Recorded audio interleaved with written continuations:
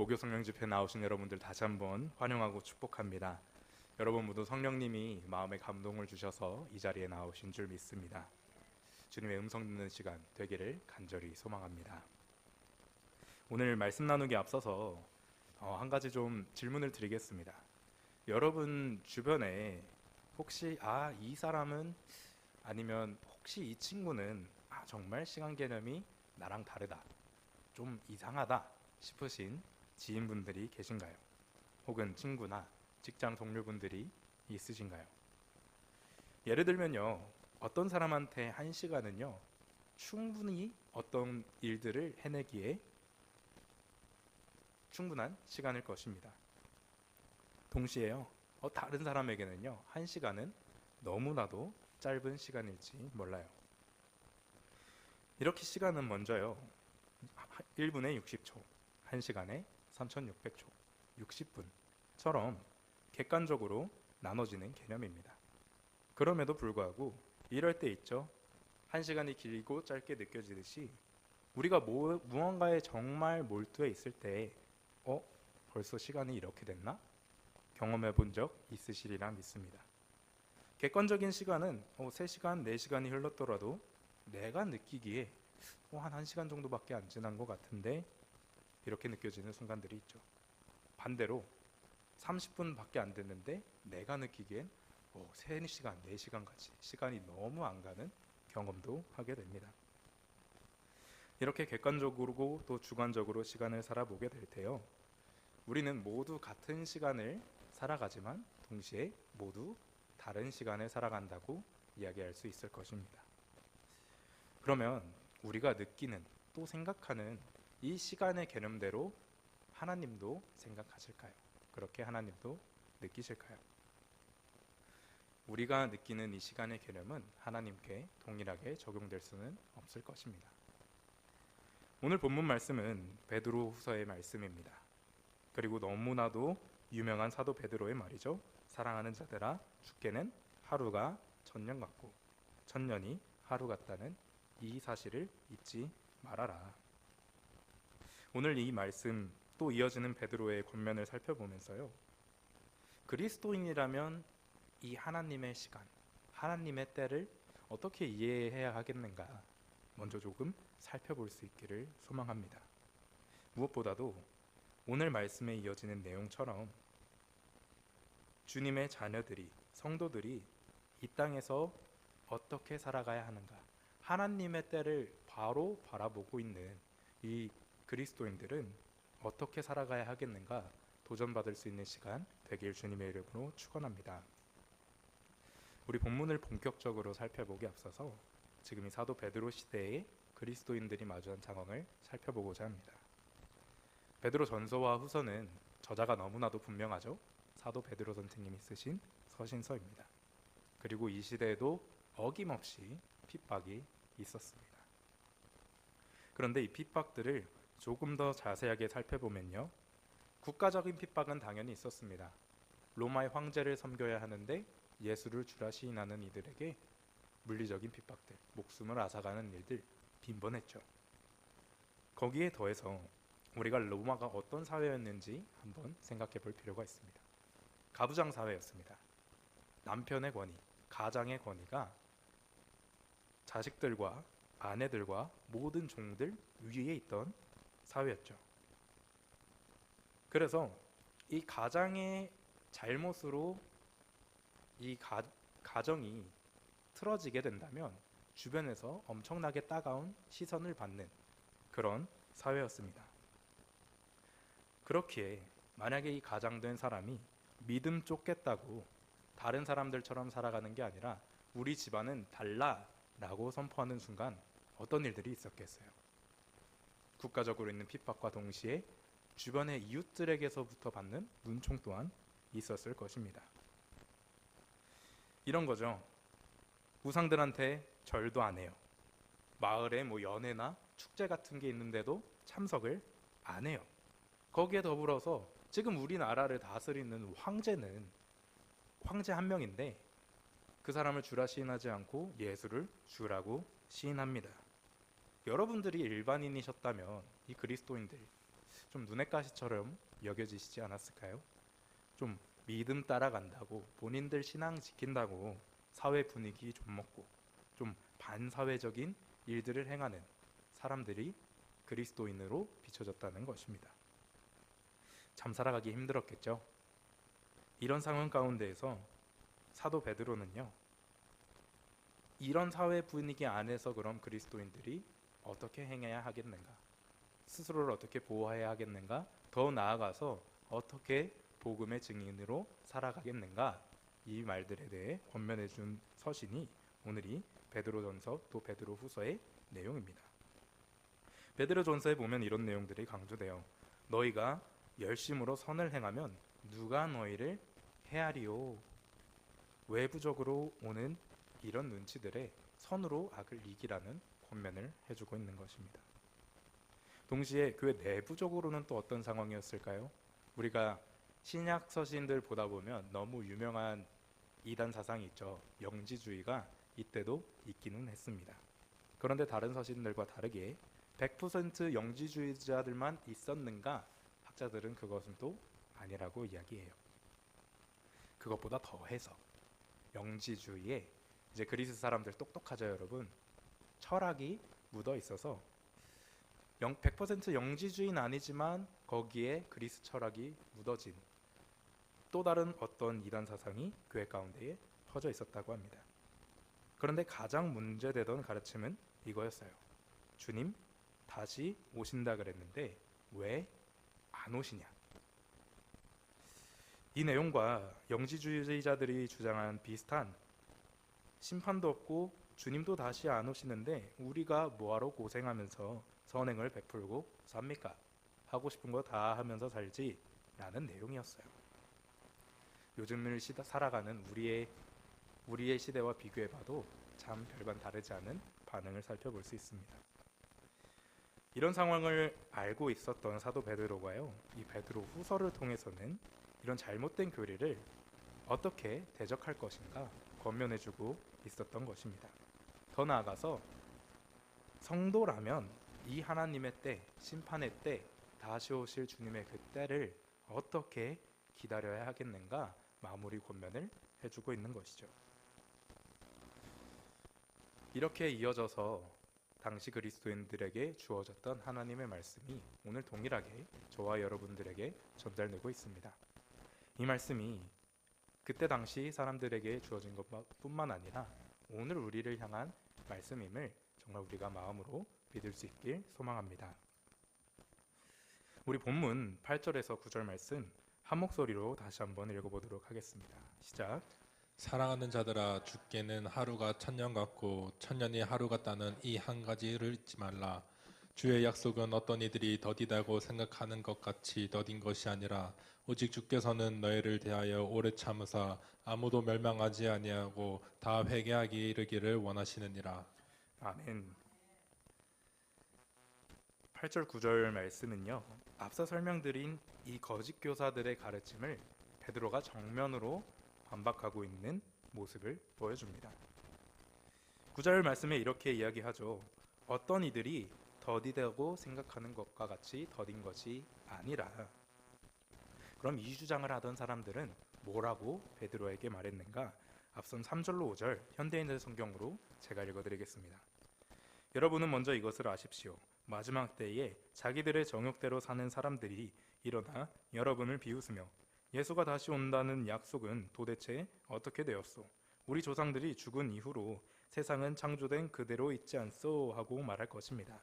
그들은 하나님의 말씀대로 하늘이 창조되었고 땅은 물에서 나와 물로 이루어졌으며 옛 세상이 홍수로 멸망되었다는 사실을 일부러 잊으려고 합니다. 이 거짓 교사들이 이런 주장을 펼쳤다는 거예요. 쉽게 얘기해서 그들이 주장하는 건 뭐예요? 예수님 어디 계시냐? 왜 안 오시냐? 또 강조되는 것이 무엇인가요? 베드로의 말을 살펴봤을 때 이 사람들은 세상을 창조하신 분이 하나님이 아니시다라는 결론에까지 이르렀던 것을 우리가 살펴볼 수 있습니다. 우리 그리스 철학에 보면요, 세상은 네 가지 원소, 물, 불, 땅 하나 뭐였죠? 공기로 이루어졌다는 철학이 있습니다. 그것들이 이렇게 오묘하게 결합돼서 지금 이 거짓 교사들의 내용이 된 모습을 볼 수 있는 거죠. 근데 이 사람들 예수님 왔다 가신 지 아직 30년도 채 지나지 않은 상황에 있던 사람들입니다. 당시에도 이렇게 사람들이 불평불만하고 이 그리스도인들의 믿음을 흔들어 놓으려고 했는데 2000년이 지난 오늘을 사는 우리들은 어떤가요, 여러분? 주변에 이런 사람들이 있지 않으신가요? 2000년 전에 오셨던 예수님 지금 안 오시는데 어디 계시냐? 진짜냐? 믿을만 하냐? 이런 식으로 우리를 공격해 옵니다. 이런 의견들을 향해 하고 있는 반박이 베드로의 말인 거예요. 베드로가 이러죠. 아무도 멸망하지 않고 모두 회개하게 하려고 기다리시는 겁니다. 동일한 고백이요. 사도 요한을 통해 요한복음에서 기록되었습니다. 너무 유명한 말씀이죠. 요한복음 3장 16절. 하나님이 세상을 이처럼 사랑하사 독생자를 주셨으니 이는 그를 믿는 자마다 멸망하지 않고 영생을 얻게 하려 하심이라. 예수님이 약속을 잊으셔서 더디게 오시는 게 아니라는 겁니다.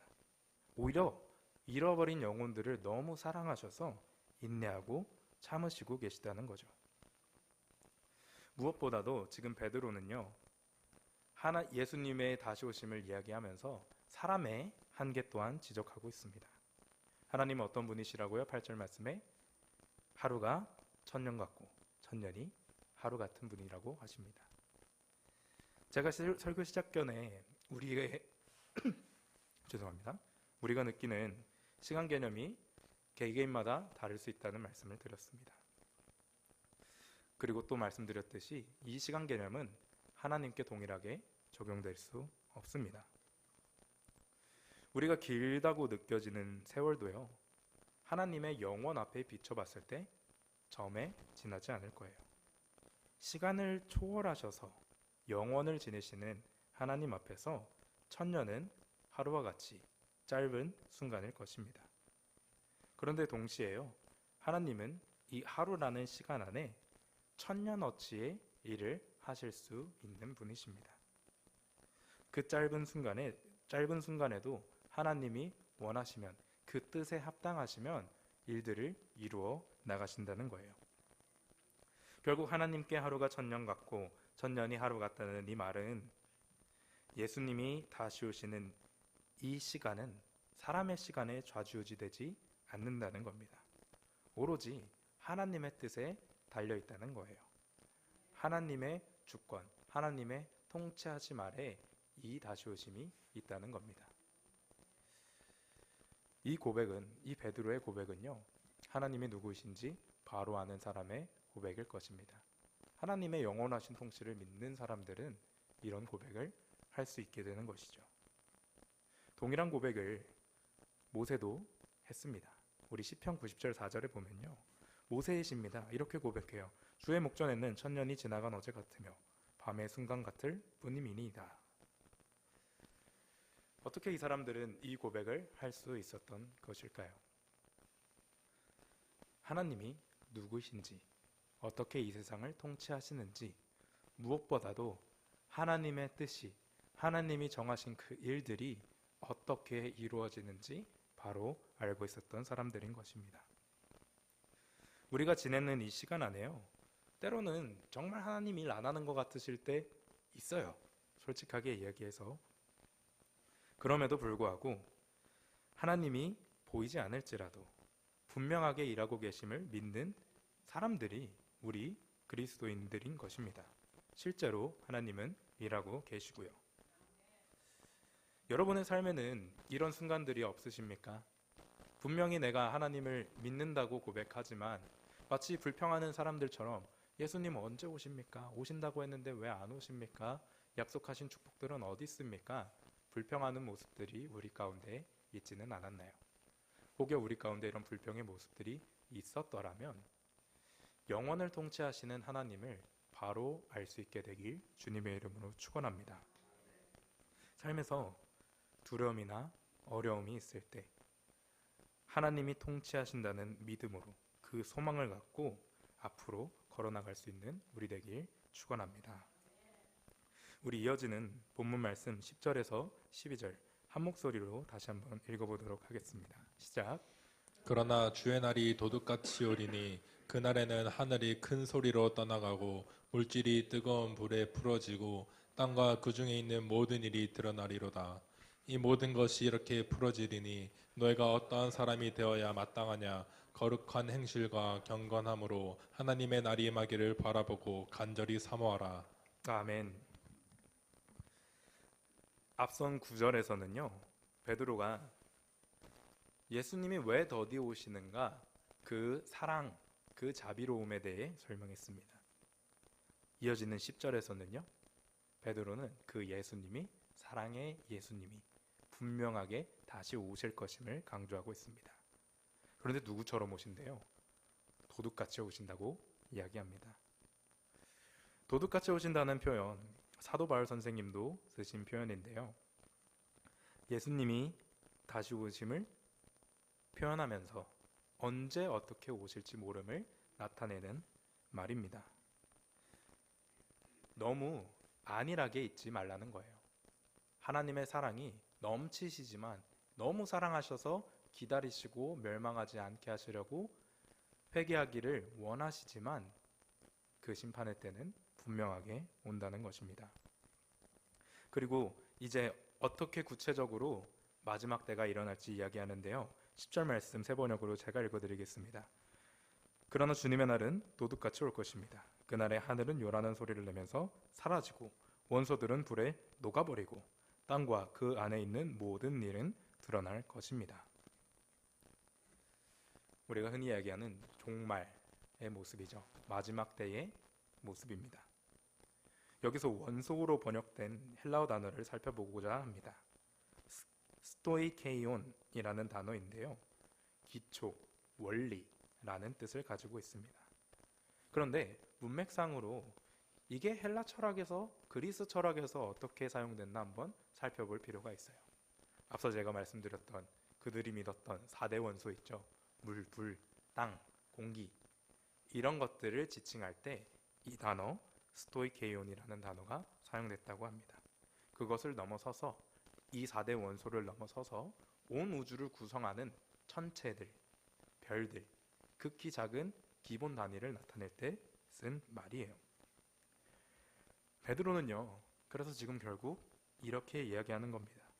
세상의 기원도, 이 땅을 구성하는 요소도, 너희가 생각하는 지혜라고 생각하는 이 땅에 시작된 그 원소들조차도 하나님의 심판 앞에 주님의 날에 녹아 없어져 버릴 것이다.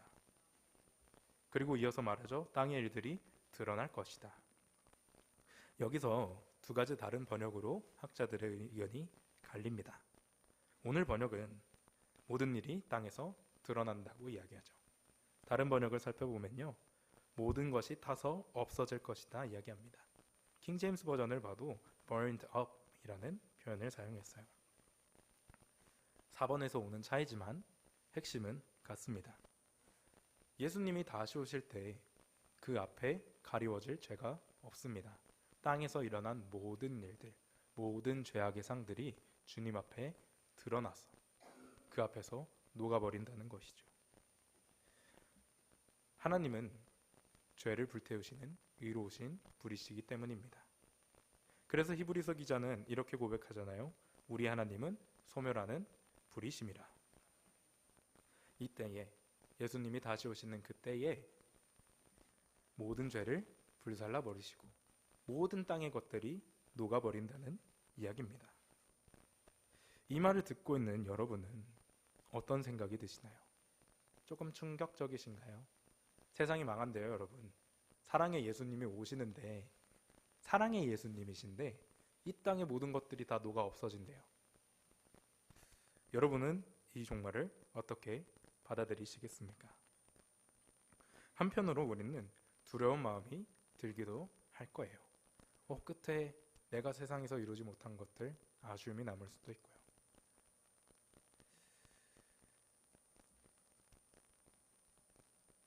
그렇기에 사도 베드로는 예수님의 다시 오심을 바라보는 성도들에게 이렇게 물어보고 있는 것입니다. 여러분은 어떤 사람이 되어야 하겠습니까? 분명하게 이 세상을 멸망할 것입니다. 분명하게 우리가 바라보고 있는 꿈들 다 불에 녹아 없어질 것입니다. 그럼 그때를 기다리는 우리들, 어떤 사람이 되어야 할까요? 11절 하반절 말씀부터 우리 12절 상반절 말씀 현대인의 성경으로 함께 읽어보도록 하겠습니다. 시작. 모든 것이 이렇게 녹아버릴 텐데 여러분은 어떤 사람이 되어야 하겠습니까? 경건하고 거룩한 생활을 하면서 하나님의 날이 속히 오기를 간절히 기다려야 합니다. 아멘. 먼저 어떻게 살라고요? 경건하고 거룩한 생활을 멈추지 말라. 우리가 세상의 끝이 정해져 있더라도 우리의 신앙생활 안에서 우리의 삶에서 주님 앞에 경건해지기를, 거룩해지기를 포기해서는 안 된다는 것입니다. 거기에 더해서 12절 말씀을 살펴보면요, 속히 오기를 간절히 기다려야 한다고 이야기해요. 개역개정 성경에는 사모하라고 말합니다. 두려움과는 거리가 멀죠. 이 날이 속히 오기를 기다리는 사람들이 그리스도인들이라는 것입니다. 사모한다는 것은요, 여러분, 그저 그냥 내가 믿으니까 뭐 하나님의 때 오시겠지 이렇게 생각만 하면서 허송세월을 보내는 것을 얘기하는 것이 아닙니다. 단순히 기다리기만 하는 것은 사모하는 사람의 모습이 아닙니다. 그 일이 이루어지게 하기 위해서 최선을 다해 그 삶을 살아내라는 것입니다. 여기서 오해하시면 안 되는 게, 우리가 경건한 생활을 한다고 해서 예수님의 때를 앞당길 수 있느냐? 그건 아닙니다. 아까 말씀드렸듯이 하나님은 하나님의 때에 하나님의 일을 하십니다. 그럼 그 일이 이루어지는 것이 무엇입니까? 이 땅에서 멸망당할 영혼들이 멸망당하지 않게 주님 품에 돌아오도록 그 일에 최선을 다하는 게 그리스도인들이 되어야 하는 것입니다. 무엇보다도 우리가 이 날을 사모해야 하는 이유, 이 멸망의 날이라는 두려운 날을 사모해야 하는 이유는요, 그날이 그리스도인들의 소망이기 때문입니다. 이어지는 12, 13절에서는요, 베드로가 앞서 한 이야기들을 다시 한번 요약해서 강조해 줍니다. 그리고 13절 말씀에 이렇게 이야기해요. 우리는 그의 약속대로 의가 있는 곳인 새 하늘과 새 땅을 바라보도다. 여러분, 저와 여러분은 예수님을 믿는 믿음으로 구원받은 주님의 백성들입니다. 믿으십니까? 그런 여러분께 질문 드리겠습니다. 오늘 베드로가 이야기하고 있는 이 끝, 이 세상의 끝, 멸망의 날, 정말 여러분께 소망으로 다가오십니까? 예수님 다시 오시길 원하시나요? 소망하시나요? 제가 말씀드린 건 빨리 이 세상 망하라는 생각을 가지시라는 게 아닙니다. 제가 어렸을 때 제 친구 중에 이 말을 입에 달고 사는 친구가 있었어요. 공부하다가 조금 힘들면 예수님 빨리 오시면 좋겠다. 삶이 조금만 힘들면 예수님 그냥 빨리 좀 오시지. 이렇게 이야기하는 친구가 있었습니다. 물론 그 마음은 잘 알지만 예수님의 다시 오심이 소망인 이유는요, 우리가 그 너머의 영생을 약속받았기 때문입니다.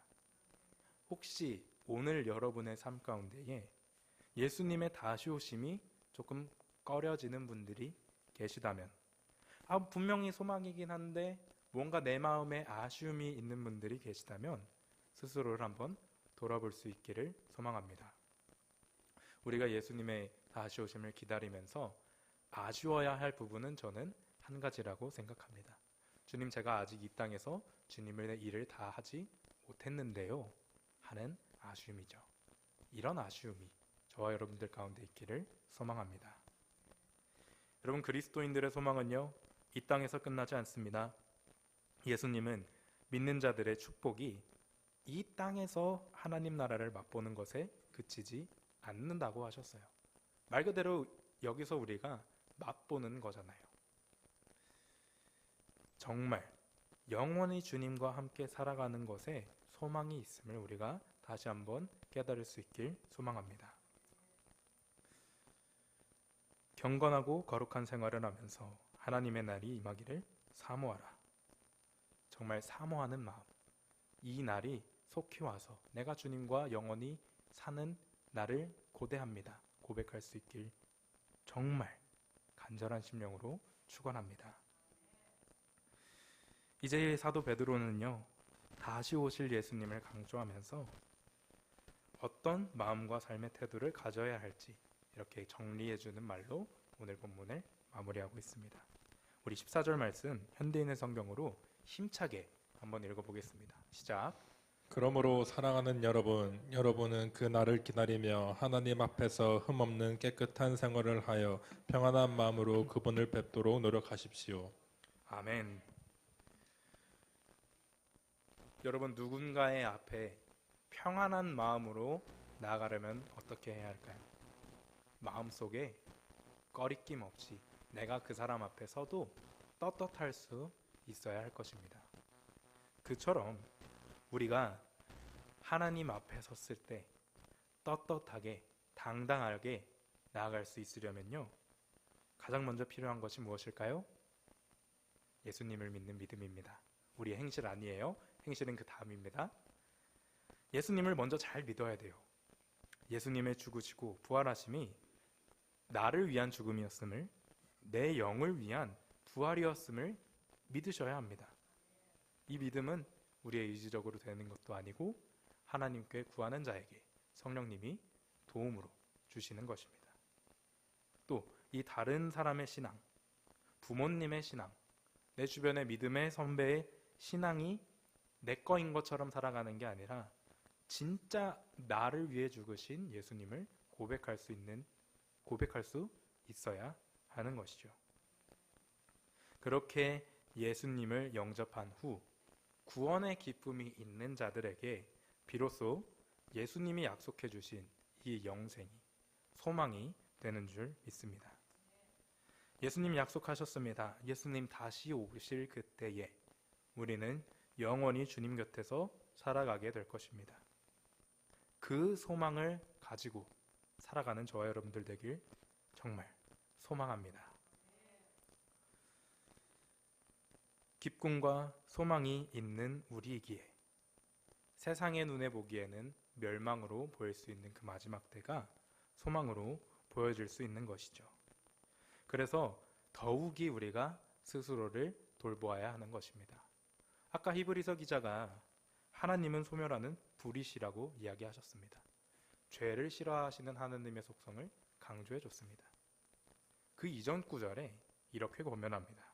그러므로 우리가 흔들리지 않는 나라를 받았은즉 은혜를 받자 말미암아 경건함과 두려움으로 하나님을 기쁘게 섬길지니 우리 하나님은 소멸하는 불이시니라. 우리가 그 나라를 받았기 때문에 영생의 소망을 품고 있기 때문에 하나님 앞에 경건한 생활을 해야 하는 것이 당연하다는 것이죠. 은혜 입은 자로서 정말 하나님을 두렵고 떨리는 마음으로 섬기는 사람들로서 예수님 안 오신다고 안일해져 있는 것이 아니라 우리의 매일의 삶을 경건하게 또 거룩하게 만들어 나갈 수 있는 저와 여러분들 되길 소망합니다. 그리고 이 소망은요, 누가 시켜서 하는 질질 끌려서 가는 그런 신앙생활의 모습이 아닙니다. 소망을 바라보는 사람들의 삶에는요, 늘 활력이 넘치게 되어 있습니다. 오늘 말씀을 쭉 묵상하면서 또 이 주님의 날 마지막 때에 대해서 묵상하면서 이런 생각을 하게 됐습니다. 사실 오늘 본문 말씀은 경고에 가까운 말씀이거든요. 너희 그렇게 세상의 거짓 교사들 따라서 안일하게 살아가지 마라. 하나님의 때가 분명하게 온다. 그 때가 오더라도 우리가 소망이 있으면 우리가 약속을 받았기 때문이라. 경고의 말이잖아요. 그런데 저는 이 사도 베드로가 어떤 마음으로 이 서신을 썼을까 쭉 묵상을 하다가 이런 결론을 내려보았습니다. 이 땅에서 저와 여러분의 삶을 한 권의 책으로 쓴다면 맨 마지막 엔딩 문구가 과연 어떻게 될까요? 여기 계신 저와 여러분들, 예수님을 구세주로 고백하신 모든 분들은 그 엔딩이 이렇게 될 거예요. 그리고 주님과 영원히 행복하게 살았습니다. 여기 있는 우리 그리스도인들 뿐만 아니라 예수님을 구세주로 영접한 모든 그리스도인들의 엔딩은 사실 이렇게 정해져 있는 것입니다. 그리고 주님과 영원히 행복하게 살았습니다. 우리의 끝이 이렇게 정해져 있다면 오늘을 살아가는 여러분, 인생을 살아가는 여러분은 어떤 이야기로 그 엔딩까지 달려가길 원하십니까? 하루를 천년같이 또 천년을 하루같이 지내시는 하나님의 주권 아래에서 소망으로 가득 찬 이야기들로 채워나가고 싶지 않으신가요? 그런 우리의 인생 되기 위해서 말씀 앞에 떳떳하기 위해서 우리가 늘 경건하고 또 거룩하여질 수 있기를 소망합니다. 여러분, 떳떳한 사람들의 가장 큰 특징이 무엇인지 아십니까? 그 하는 일에 후회가 없다는 것입니다. 여러분, 소망을 품은 사람들에게 회개는 있을지언정 후회는 없어야 할 것입니다. 주님 앞에 살아가는 우리의 인생 정말 후회 없이 경건하게 떳떳하게 살아갈 수 있게 되길 소망합니다. 매일의 삶에 주어진 이 시간, 주님께서 주신 것임을 믿고 구원의 기쁨을 가지고 동시에 하늘의 영생의 소망을 가지고 주님을 위해 하루하루 살아나가는 저 여러분들 되길 주님의 이름으로 간절히 정말 간절히 축원합니다.